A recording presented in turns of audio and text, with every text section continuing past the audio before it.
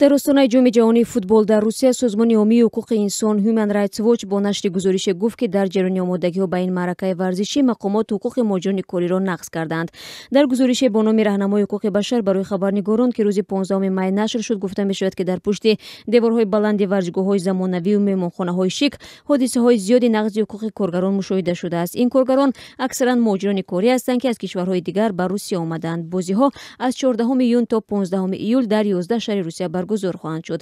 Русия дар амри омодагӣ ба ҷоми ҷаҳонии футбол дар чандин шаҳру манотиқи кишвар 10 варзишгоҳи азим ва сохторҳои ёрирасон барои истиқболи меҳмонҳои хориҷӣ бунёд кард. Корҳои омодагӣ ва навсозӣ дар фурудгоҳҳо, меҳмонхонаҳо, роҳҳо ва нақлиёт анҷом шудааст. Барои анҷоми корҳои сохтмонӣ ширкатҳо даҳо ҳазор нерӯ, аксар муҳоҷиронро аз собиқ ҷумҳуриҳои шӯравӣ ҷалб карданд. Апрели соли ҷорӣ дар гузориши як созмони байналмилалии ҳомии ҳуқуқи коргарон гуфта шуд ки дар сохтмони варзишгоҳҳои ҷоми ҷаҳонӣ 21 коргар ба ҳалокат расид. Дар миёни қонуншиканиҳо набуди созишномаи кор бо коргарон ва дигар санадҳои зарурии ҳуқуқӣ, таъхир дар пардохти маош ки гоҳо 4 то 5 моҳ тӯл кашидааст ва кори маҷбурӣ дар ҳавои сарди зимистон бидуни ғизои гарму васоили гармидиҳӣ мебошанд. Сохтмон як бахши умдаи кори шаҳрвандони Тоҷикистон дар Русия маҳсуб мешавад. Ба гуфта як мақоми ҳукумати Тоҷикистон ба унвони онҳо ҳеҷ шикояте дар заминаи пардохт нашудани маошашон нарасидааст. Иброҳим Аҳмадов, сухангӯи намояндагии вазорати меҳнат ва муҳоҷирати Тоҷикистон дар Русия рӯзи 16 май ба радиоозодӣ гуфт ки дар 11 минтақае ки объектҳои футбол сохта шуд аз номи шаҳрвандони тоҷик ва мо дар мавриди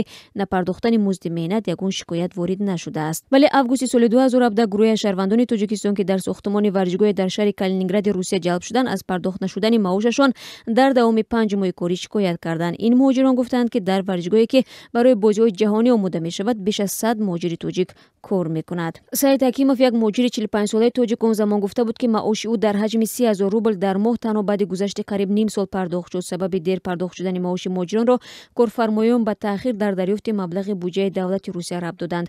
Муҳоҷирон гуфтанд ки давоми 5 моҳи интизорӣ ҳамеша ваъда мешуниданд ки дар охири моҳ ҳаққи заҳматашон пардохт мешавад. Он замон Иброҳим Аҳмадов гуфта буд ки дар як соли охир бо талоши мақомоти тоҷик дар Русия дар маҷмӯъ беш аз 50 миллион рубли коргарон аз дасти корфармоён баргардонида шуд. Маълум нест ки чӣ шуморе аз онҳо дар объектҳои ҷоми футбол кор мекарданд.